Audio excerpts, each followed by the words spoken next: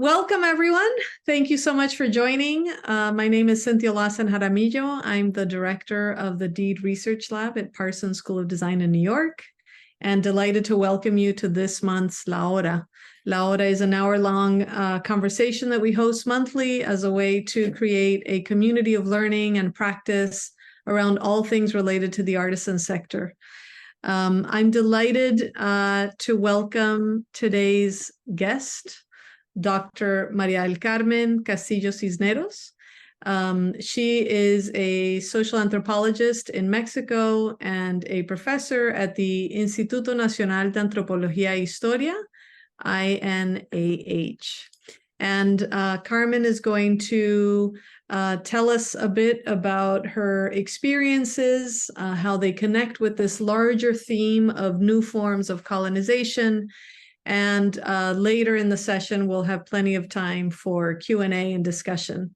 In the meantime, I encourage you, feel free to use the chat as a note taker. So if you want to react, comment, share resources, ask any questions, do that as we go along, and then I will be keeping my eye on the chat. So thank you for being here, and I'll turn it over to Carmen. Thank you, Cynthia, and thank you all of you for being here. And just the same, feel free to do everything, stickers, chat, use everything you want. And feel free to interrupt and ask questions and participate. Everything is welcome. So, okay, my name is María del Carmen, but people call me Pame. So it's okay if you want to call me Pame.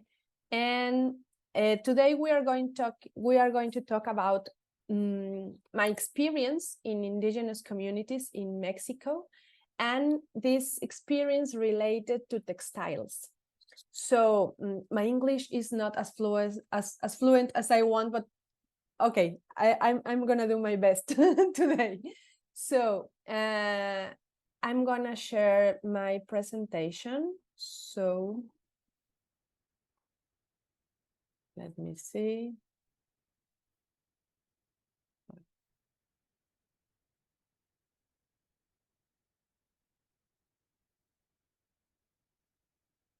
Okay.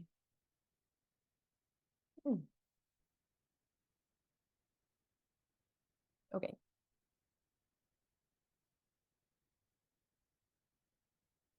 So, okay. Okay, I call this talk New Forms of Colonization. And I want to emphasize this with threads of memory and future, the importance of memory on doing this kind of work.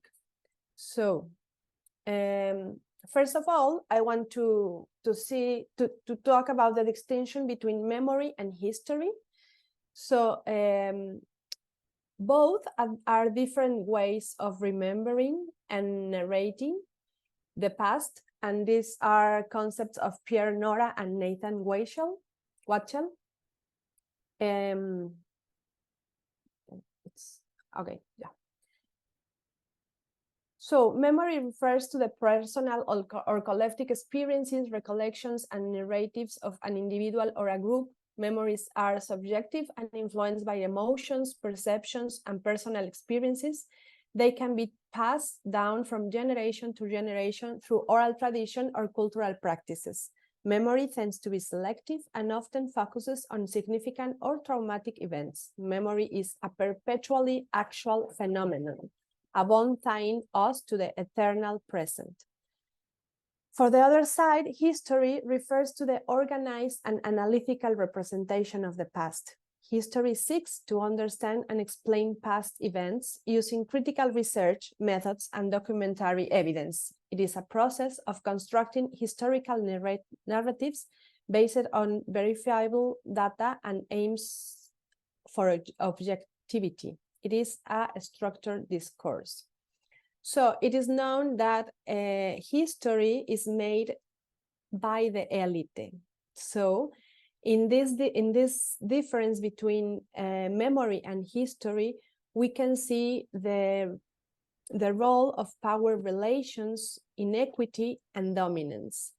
So that's very important to know that when we are working with people and in this indigenous context, we have to study memory. We have to recollect all the voices as we can to reproduce this story.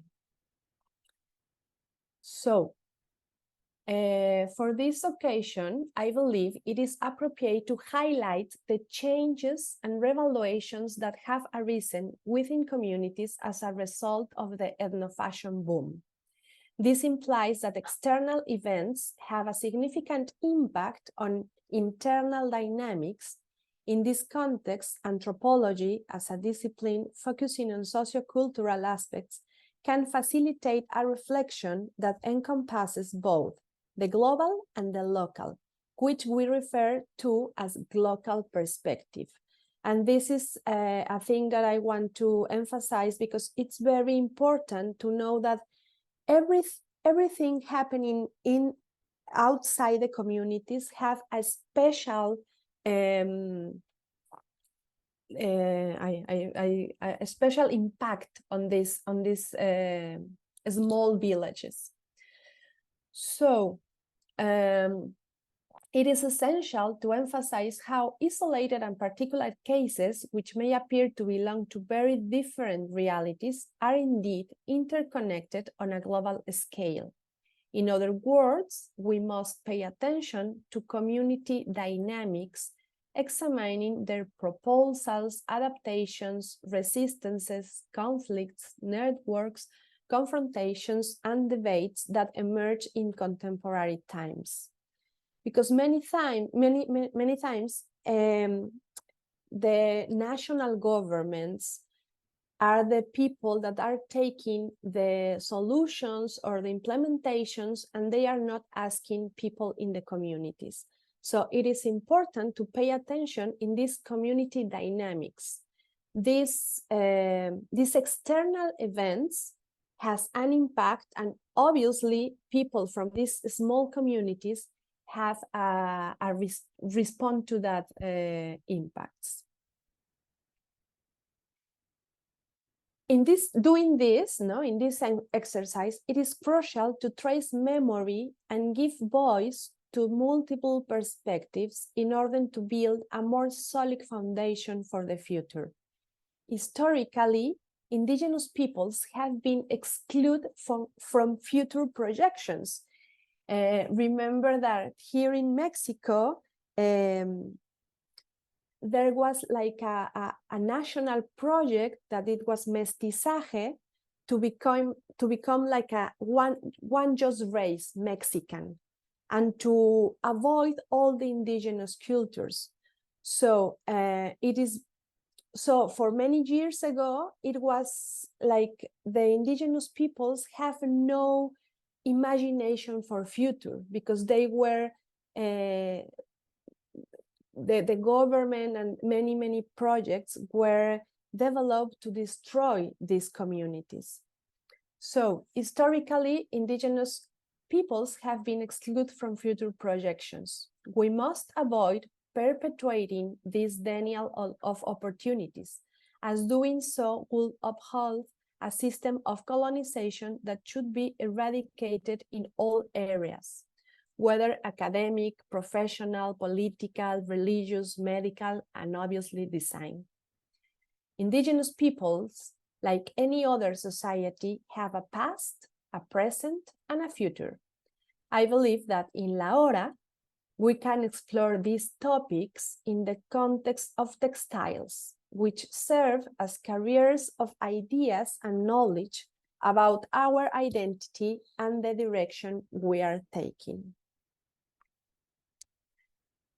Speaking of threads of memory can be an effective way to emphasize the importance of personal and collective narratives in understanding the past, especially in anthropological and cultural context.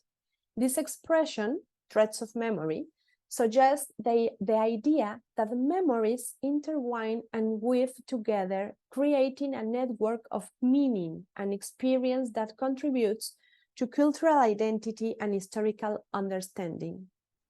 Using threads of memory as a central concept in our talk can focus attention on the personal and collective narratives that are essential for understanding cultural diversity and local perspectives. It can highlight how these individual threads come together to form a rich and complex fabric of cultural meaning. So, as I said, it's important to reunite the most voices of all the people involved in these processes, in these textile processes, for example, in all these small indigenous communities.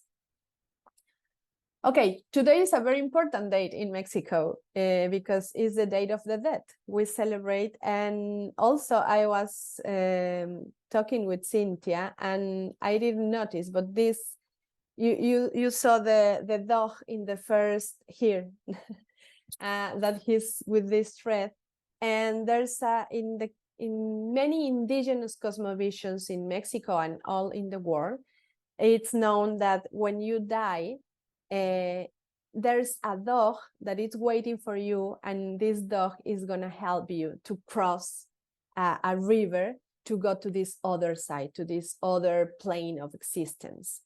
So this dog is a black dog, and people in many places here in Mexico said that you have to treat good your pets and your dogs, because if you treat them well, they are gonna help you in this crossing, in this river, to cross this river.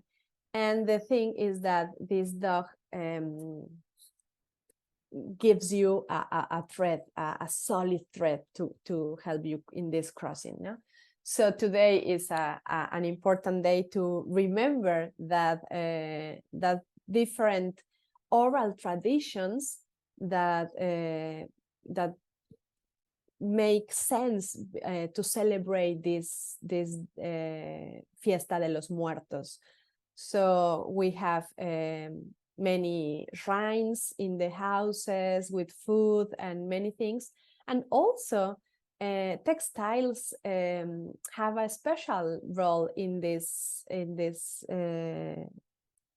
ritual, because we used to prepare these shrines, and we put a fabric in the shrines, and some of them are handmade, and it's very important that these textiles are new and is the first time you use in this shrine, and then you can use in your house. But so textiles are in everyday life, and in every ritual, and it's part of the daily life of the indigenous communities, and also not indigenous. We use fabrics for everything. So to continue, I have been working in, now I live in Yucatan, but 3 years ago I lived in Oaxaca for 20 years. So this is Oaxaca, the most diverse region in Mexico, with different different indigenous peoples, as you can see there. There's Amuzgo, Triqui, Cuicateco, Mixteco, Tlacuate. All of them have different languages, and also the regions are very different. No, some are highlands, coast. There's a part in the coast, and also a desert, and there are different ecosystems. Yes. Ecosystems. Yeah.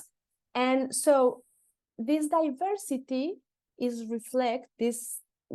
diversity in ecosystems is also reflected in a cultural diverse and also a textiles diversity.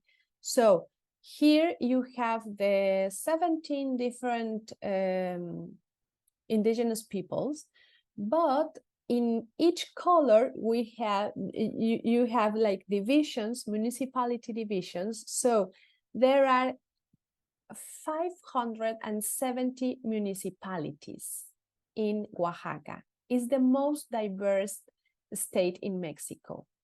and you have different textiles from one community to other, no? So there's a vast diverse of textiles.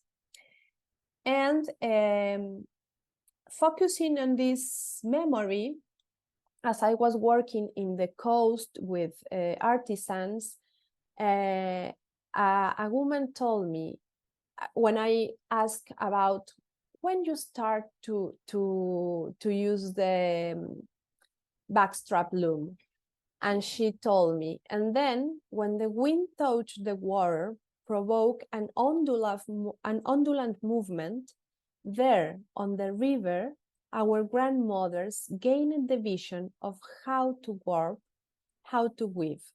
They stick the stakes and intertwine the threads across them.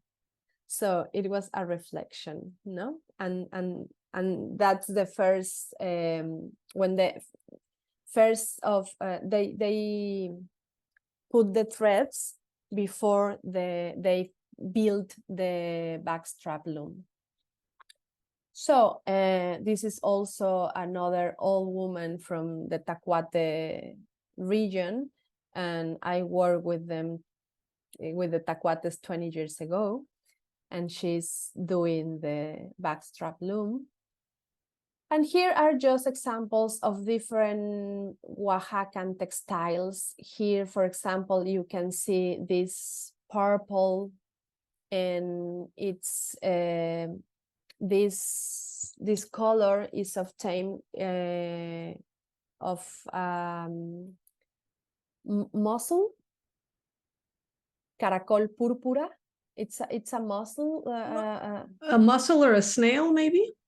No, it's a mussel. It's in the sea. Oh, in the sea. Okay, yeah, a mussel, yeah. Like an oyster or something, no? Like an oyster, yeah. Yes, and it's a Wow. mussel, and the name is caracol púrpura. Okay. And before the colonization, people in Oaxaca use this to dye the fabrics, and this is and they dye the threads and then used to weave. And when you clean them or wash them, you have this like this color coming, no? So it's like manchados, they name them. And this is another technique. This is of Tijaltepec. It's a technique that it's known of with the name pepenado, and this is not backstrap. A strap loom is just embroidered, and you have the ambers and the reverse. So it's like a negative and a positive. It's a very special technique, and it's of this woman of Tijaltepec. And here is like a kind of belt of Jaliesa, and also is the backstrap loom in the soil. So as I told you, and here we have different examples of the grains and all the flowers and natural things they used to dye, and behind the men are the different colors they can have with these different minerals and grains and everything, you know, to dye. Also, I don't know if you can see the three stones there. The metates are the name, and they grind these minerals, and they have añil in one of them, and also grana cochinilla. So they are the different, these elements give the different colors you can see in the threads of the photograph. So this is more or less an example of the different designs you have in different communities in Oaxaca, not in all Mexico, just in Oaxaca. And they are not all of them, no, just an example. So the thing is that this is a formula that all the brands, big brands, knows that it works. If you saw these beautiful designs, everyone wants to have one. And many years ago, they were not as usual to wear in Western societies, but now it's very common to use them. So these big brands know that if they reproduce a design or they do something with these designs, it's a good formula, a good commercial formula, a good business. So there have been examples of plagiarisms in Mexico, and that's how I get involved in these topics. So in this, as you can see, just in the middle of the map, there's a community. The name is Santa María Tlahuitoltepec, and I have been working there for more than 10 years because I did my PhD doctoral thesis about ritualism. And in 2015, Isabel Marant, that is a very known designer, plagiarizes the blouse of Tlahuitoltepec. So there was a big movement, a big media movement with this plagiarism. But then in 2016, Rapsodia plagiarized the blouse of San Antonino Castillo Velasco, and 2017, Intropia plagiarized the huipil of San Juan Bautista Tlacuatzintepec, and many different brands of the textile industry. So I get involved in this, and obviously these are the designs of, it's like a sum of the designs of the three communities. And obviously any consultation or citation to the Mije, Zapotec, and Chinantec peoples that serve as inspiration for the brand designers. As I told you, I worked for many years with the Mije community of Tlahuitoltepec, and here we can see the everyday life and people and the women using this blouse in different contexts. For example, this is the day of the market in the center of the community next to the church. And here you have also a girl using the blouse. And I'm not going to explain all the significance of the blouse, but you have different designs there that it's a representation of things that are very important for the community, for the people. So it's a representation of the sun. There's a representation of maguey, that is a kind of aloe vera, and they use this plant to make all the ritual drinks when they go to the mountains to do the rituals. And also it's in this blouse, you can see the mountains, the different roads, no? So there's a biocultural heritage there. So, and it's important. And another thing that I want to tell you is that in these cases, many times these international brands just take one part of all the dress of this woman. As you can see in the photograph, all the dress is the blouse is not the complete dress, no? You have also this skirt that it has a special design here. You have a belt that it's made in the backstrap loom.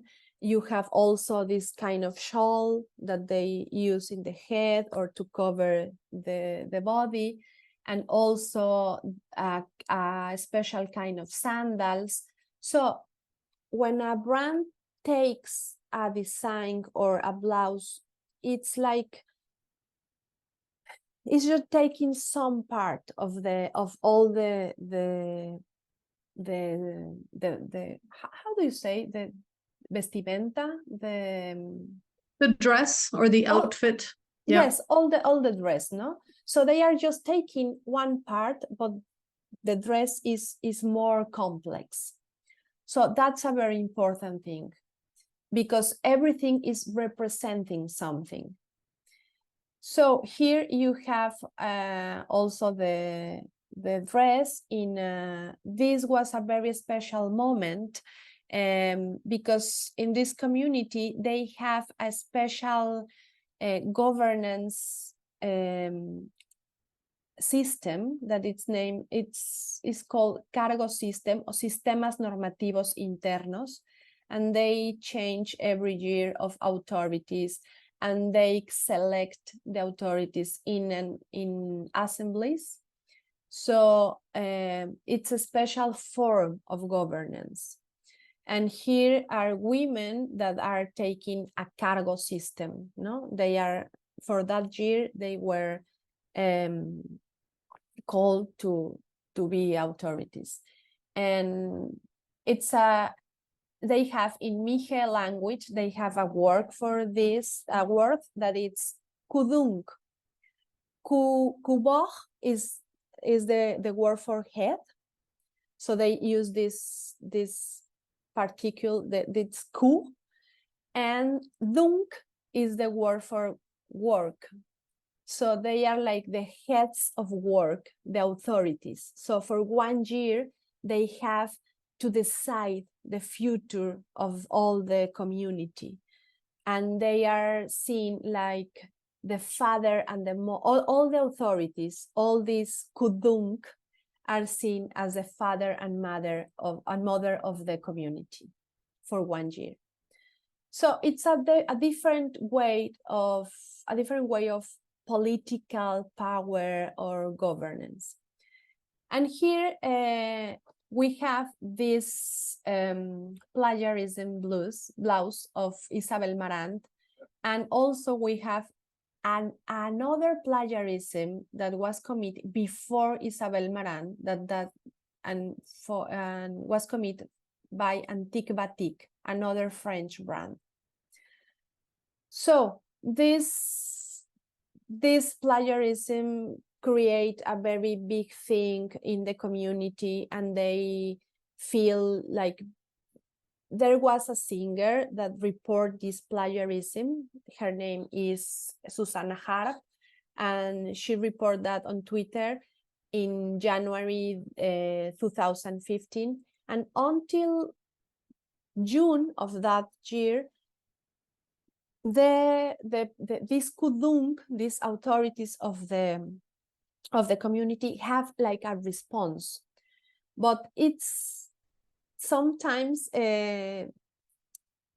outside the community, people say like, why until June? No, and there's a lot of time between January and June. And the thing is that they were talking in assemblies, in all the people, and trying to understand this and how to respond to this in a special form that has a relation with their system, with their local governance system, not with the national system and legal frame of Mexico. So they wanted to do in their form. So they were like talking in these assemblies to have a response to Isabel Marant and also to the society in general. And here in June, all the authorities of this small village, Tlahuitoltepec, went to the textile museum to have a pronouncement, to give a statement. And it was a very, very special moment because they were, in that moment, they were reunited there, the agrarian authorities and the municipal authorities. So they traveled from the community to Oaxaca capital to do this statement. And in that statement, they didn't want to start a legal process or something like that. They just want to talk with Isabel Marant or invite her to know the community, and saying her that to stop selling this blouse, no, to take out the blouse of the shops and the collection. So it was a very special moment because all the media, the newspapers, the radio, people there were asking just things like, but when are you going to demand Isabel Marant or start a legal process, or not being like that? And people were like, we don't want that. We don't think in that in that ways, no?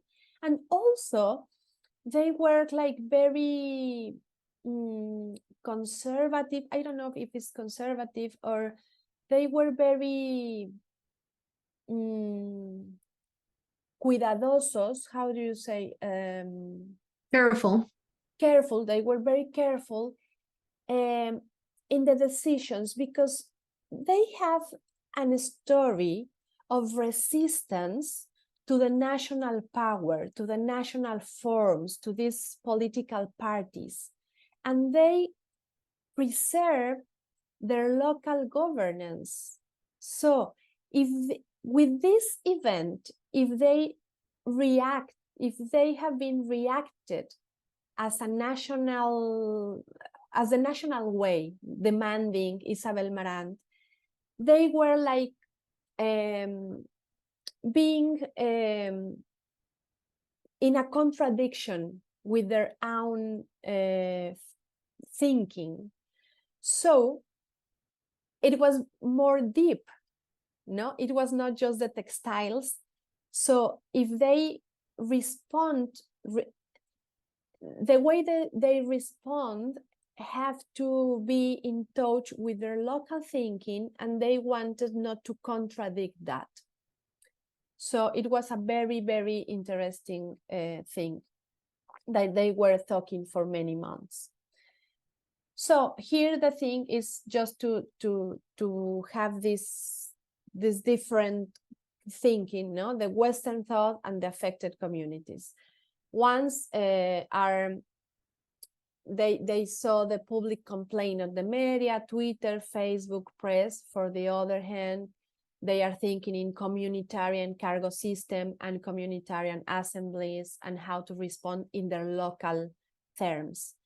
In the Western thought, there were like textile superheroes, no? That sometimes they didn't know anything about communities, but they want to help and they want to say things and have like opinions of that. And in the communities, they have these disputes among artisans, and not that they have these problems. Also, the Western thought it's very, we focus in this cultural heritage, and the affected communities they think in communitarian solutions. Also this legal framework, and they think in authenticity and internal normative system of governance, and how to tell to the world that they have the authenticity of the textile.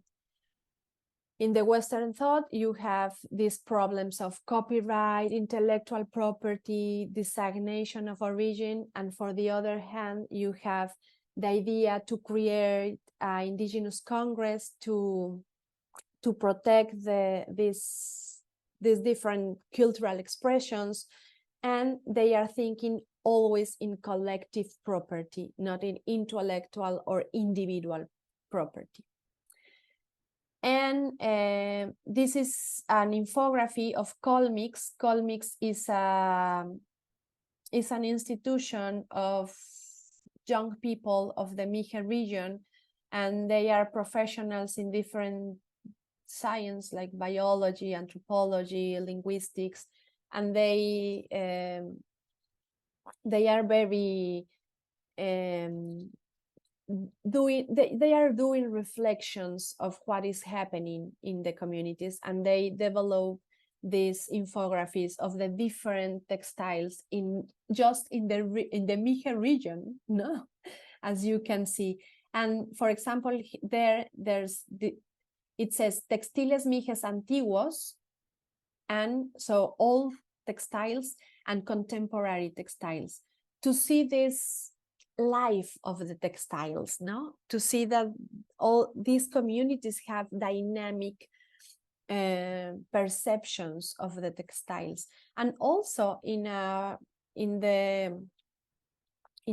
part of the right part, Gichikobi, is they use textiles as the Zapotec communities, not like the Mije. So they adopt more the Zapotec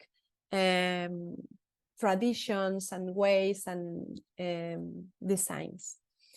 So they have been, these Colmix, they have been doing a very big work to talk to the communities about the different plagiarisms and to reproduce this story of the plagiarism. So here is another infography. And to continue talking about the importance of communitarian dynamics, just different years, in 2015, the Tlahuitoltepec municipality authorities did this statement at the Textile Museum. In 2016, there was an endorsement of the statement in Mexico City. In 2017, they write another positioning of Tlahuitoltepec regarding biocultural appropriation on the museum's day. And in 2021, there's another statement, no? And they have built these statements, and they have with all the names of the authorities that year, and they have this in the town. And also the Colmix recently made this infography about La Blusa de Tlahuitoltepec, a short story of the plagiarism version 2, and it's very interesting because they talk about the first plagiarisms and then the plagiarisms of the plagiarisms. So they talk about the plagiarisms, and then a thing that they call goteo, how do you say gota? It's a leak. So leak. it's like it's leaking into through the infographic. Yes. So it's like very important brands, international brands, and then Leaks, and then leaks to different brands. No, it's a special phenomenon. No, so they try to build that, and it's a very good infographic. So what happened to me with all these things?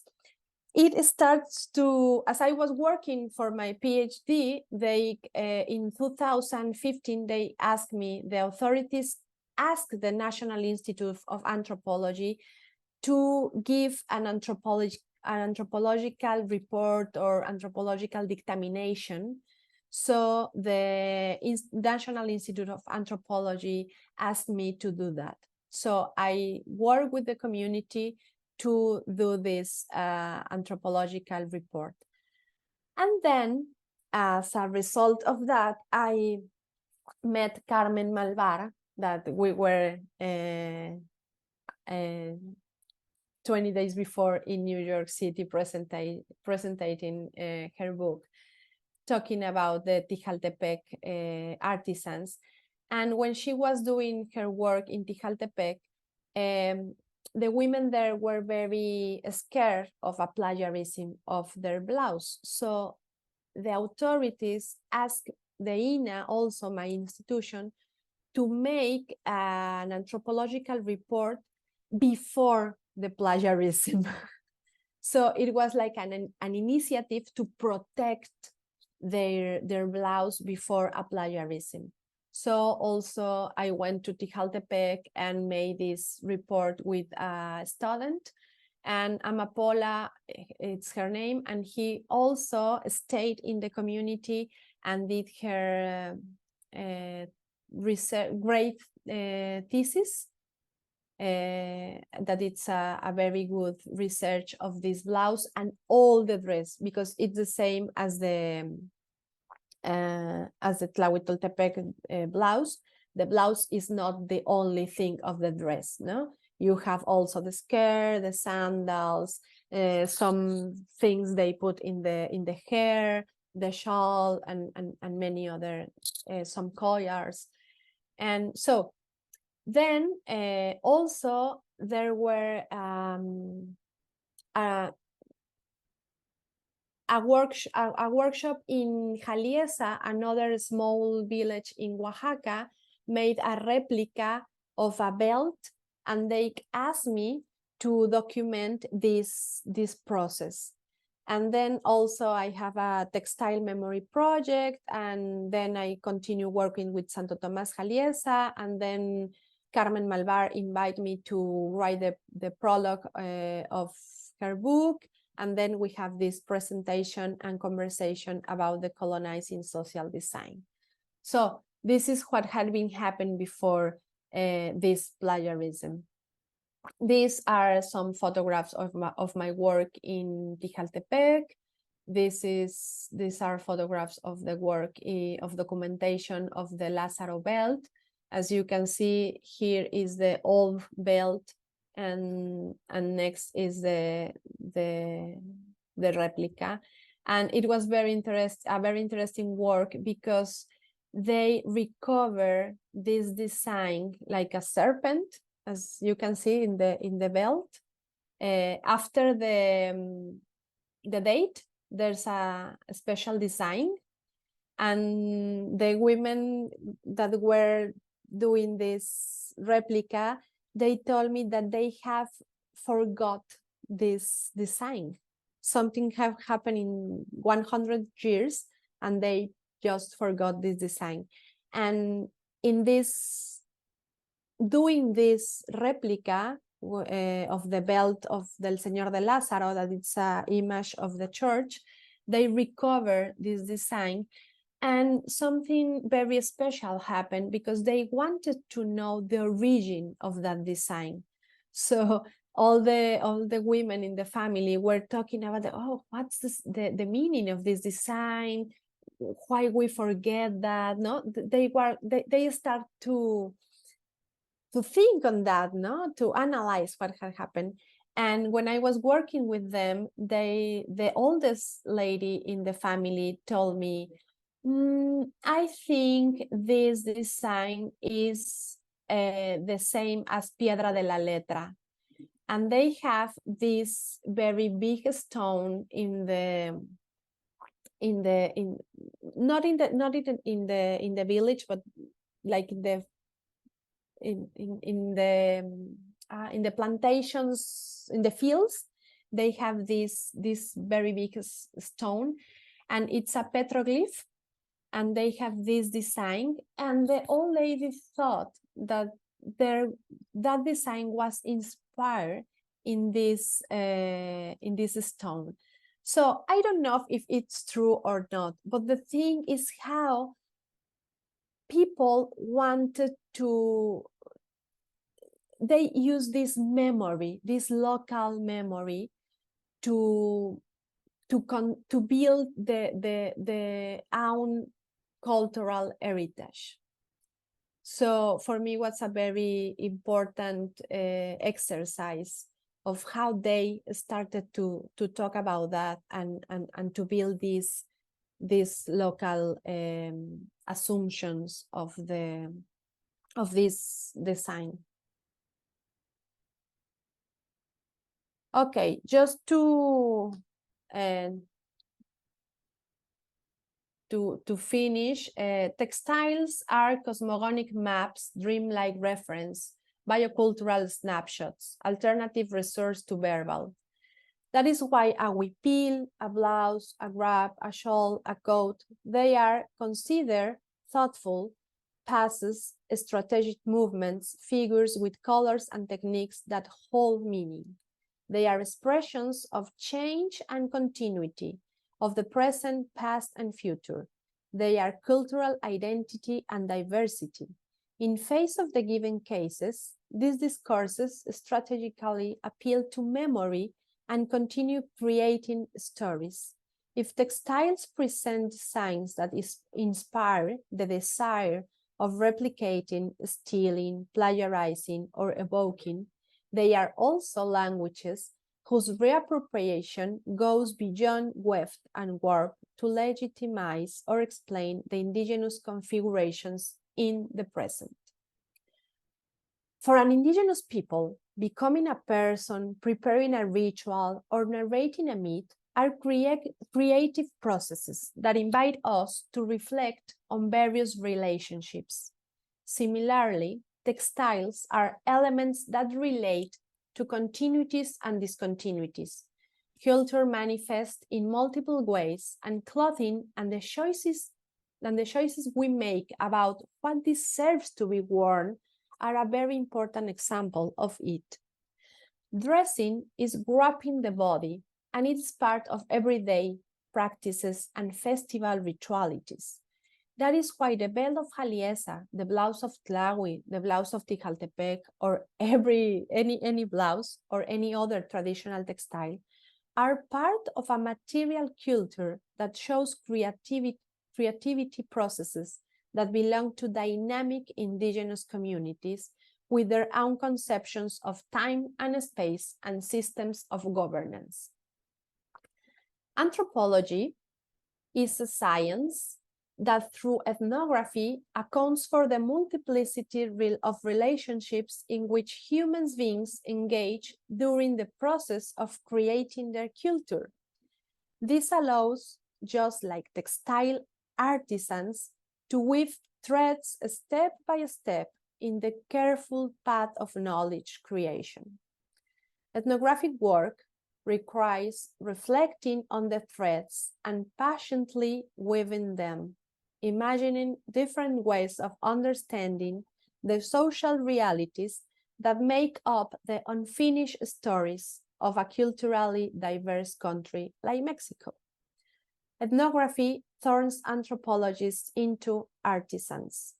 We carve meticulously, trying to make room for the multiple voices that exist to achieve a historical fabric that reflects the most comprehensive memory. So I want to finish here. And with this, I really like this phrase of the Afedes women in Guatemala, that they say, nuestros tejidos son los libros que la colonia no pudo quemar. So I want to finish here my presentations and continue with some questions or talking about this. Thank you so much, Carmen. Want to translate into English this, what Carmen just read there. Our textiles are the books that the colonizers were not able to burn. So wonderful segue into Q&A. I have plenty of questions and comments. That was extremely inspiring. Thank you so much. Maybe to kick off the Q&A, I'll read a question from Jackie, unless Jackie, you want to unmute and ask the question? No, that's fine. Go ahead. Thank you. Okay. So Jackie asks, she's curious to know Are the blouses currently made to be worn only within the community, or are they also sold or made to order for others outside, nationally and or globally? Especially this blouse of Tlahuitoltepec, they were in the community and also many in many parts of the world. The Mije people are very famous because they are musicians. So they have been, there's a trajectory of music, and they have been visiting many countries, and they use all the dress, the women and also the men use this kind of coat, wool coat. And so the blouse was known in every part of the world, and they have in Instagram they have very many collectives, and they sell, and it's a popular blouse. And after the plagiarism, more. And the thing is that many people wanted to have the original one, not the Isabel Marant. So there were many women in the community that start to make the blouses because they have more demand of blouses. But also they increase the prices, what is good, but it's not good for the people in the community, because sometimes an old lady wants, for example, these days are very special because they used to buy for this Dia de los Muertos, they want to have a new blouse. So now the price is higher. So if you are in the community, you don't have now the facility to every year have a new blouse. So that's why you have good things, but you have also another things. And the invitation is to you is to know to investigate about all these dynamics, and not just the things happening outside, the things happening inside the communities, and the problems, the conflicts, how it affect the economical context, the political context. No, so it's very important to know that it's not a design, it's more than a design.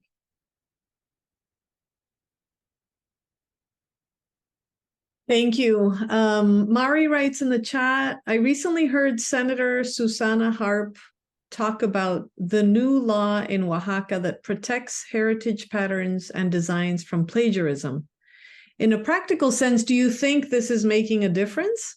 I wasn't sure about enforcement. That's a very polemic thing. That's a good question. Okay. I know this law. I also work as a kind of how do you say, asesoría, like a consultant, like a consultant. Mm-hmm. And I don't really know if they take my comments in this law, but I try to do that. And it is weird because when you build a law, you have to you write a law in relation to the other laws. So it's I'm not related with the judicial and the juridic process, but it's very complex. And the thing for me is it's problematic, the thing that they didn't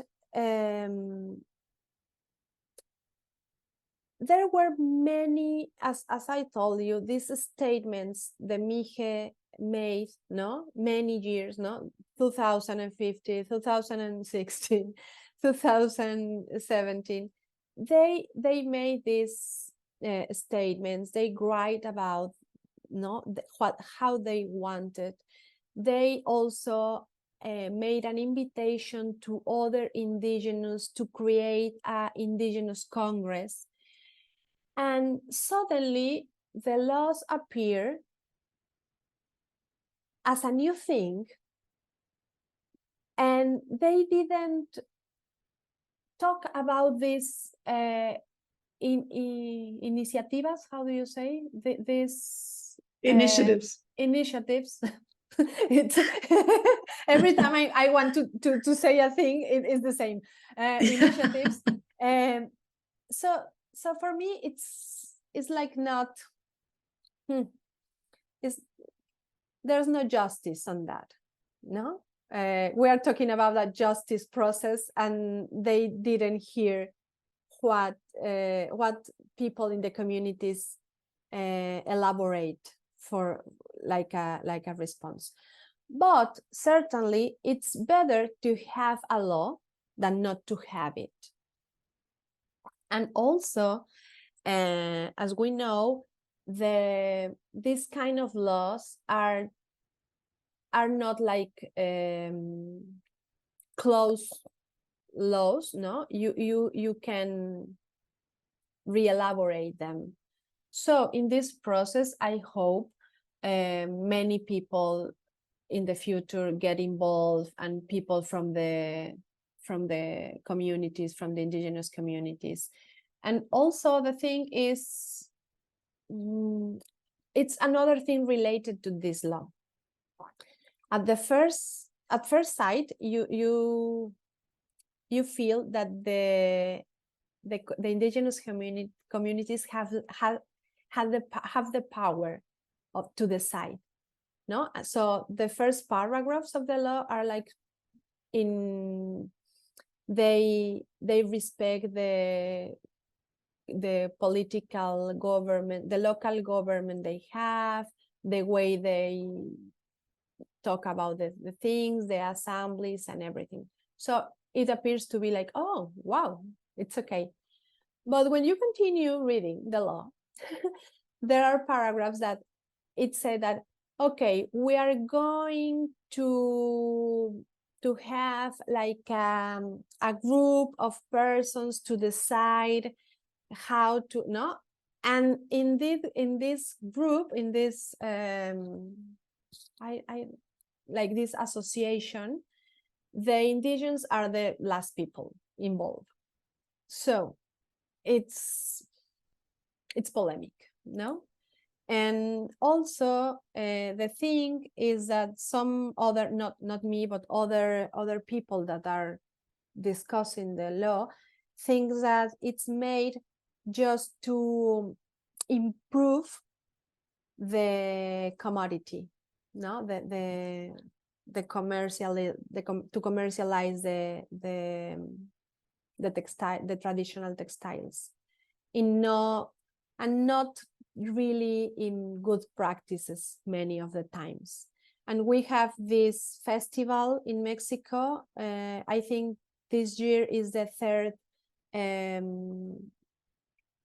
time we have this. The name is Original, and it's like a festival of traditional textiles made in Los Pinos, in this. So it's very related with the political national system, and I'm not sure if it's working as people in the communities want, no? Because sometimes this Original invite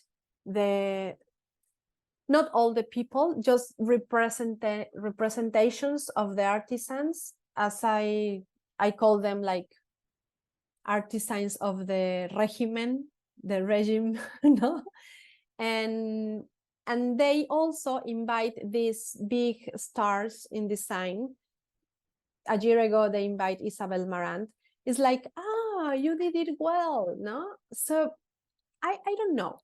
It's when politics are there, it's I don't know really. This law of Susanna Harp, I know they wanted to have a mechanism of protection, but also it's a mechanism of how do you say, when you proselytism, of political proselytism, no? So you use something, but politically you want another thing, no? So just to reflect on that. Thank you. So we are over time, but Carmen, if you can stay for 5 more minutes, would love Yes, to ask. I can. I want to combine 3 questions. So one is from Valentina. She wanted to know if the community ever spoke with Isabel Marant. And I had a question similar to Luciana's in the chat. How do Indigenous communities envision a path to collaboration with designers while also gaining the respect they deserve from them? And my question specifically was going to be, is there a price that Isabel Marant could have paid to use those designs in the blouse? Is there even a way that that would be accepted by the community, or is there sacredness to the design that would disallow for that commercialization? But I think, so yeah, Valentina's, did the community ever speak with Isabel Marant? And then we can end with, how do Indigenous communities envision a path towards quote unquote collaboration? Is that even possible? Okay, Isabel Marant didn't speak with the community, with the authorities, with the Kodung, and something very weird happened because, as I told you, Antique Batik have commit plagiarism before, and Antique Batik have like the patente of the patent of the blouse or something, no? So when the community told Isabel Marant, oh, Isabel Marant, you are you commit plagiarism, and there was no communication. She was like no in contact, no? But then something happened, very interesting. Antique Batik demands Isabel Marant for plagiarism their design. So that was very interesting because until that moment, Isabel Marant told, no, it's not my design. I'm inspired in the Mije community. So, you know, it's like until that time, she didn't know she didn't import the Mijes and these people, because the sense for me is that, and this is a very usual thing, indigenous communities, indigenous peoples are treated like persons of second level, no? Or I don't know, how do you say in English? No, it's like not important citizens. And so until she was with a same, no, and with Antique Batik, another brand in horizontal way, she tried to defend herself, no? And until that moment, she said, no, it's not my design, it's from the community, no? So that's amazing. So that's ridiculous. And just this thing happening, and I guess Antique Batik won. I don't remember that. No, I have to check. I put an article in the chat earlier from Vogue that was following up on that case, so we can read it after the event. Yeah. Okay. So but the thing especially in this, for the authorities in Tlahuitoltepec, they didn't want money, they didn't want anything, they just wanted Isabel Marant take off the blouse of the collection and stop selling it. And also they wanted she to come to the community and to talk, and if she wanted to work with this design, work with women in the community. but they didn't want money or things like that. It's not the same for all of other communities. And I think that it's important to know here is that every community is a world, and they are not homogeneous. No, we tend to put like, okay, indigenous in this, and they are all the same. And no, that's not true. They are very different. They want different things. So there are people that want money. There are people that want a school. There are communities that want a hospital, or I don't know. So it depends. So the thing is that if a designer wants to go to a community and work with them, they have to respect the things that the community are deciding, not to impose, okay, I want 100 blouses of this and I'm going to pay you. No, so what I want to work with you, what do you want? And the community has to put the things they want, no? Right, the framework via which they want to collaborate. Yes, because the designer is going to the community, no the community is knocking the designer. Okay, Dior, I want to work with you. No, that's not the case, no? And to the other question, there are an example of Manos del Mar and other collectives that are just doing this kind of protocolos of collaboration, and for me is one solution.